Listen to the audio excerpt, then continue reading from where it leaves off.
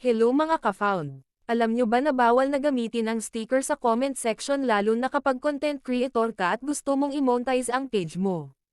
Bakit bawal? Kasi ayon sa Facebook policy, kapag puro sticker lang ang nilalagay ng mga tao sa comments, hindi siya counted as valid engagement. Ang gusto ni Facebook ay meaningful interactions, ibig sabihin, dapat salita, tanong, o sagot ang nakalagay, hindi lang sticker.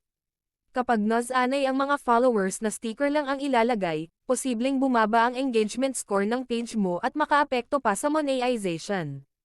Ano ang dapat gawin? Isa, imbes na mag-sticker, mag-comment ng salita. Halimbawa, ang ganda ng content mo. O kaya, solid ka, idol, more videos pa. Dalawa, pwede rin mag-react dagdag comment ng maikling message. Tatlo, kung gusto mong suportahan ang content creator, mas mabisa ang kahit simpleng salita kaysa sticker. Pro tip para sa creators, pwede mong i-remind lagi sa dulo ng video o post mo, huwag sticker ha, comment kayo ng words para makita ko kayo at may replyan ko kayo.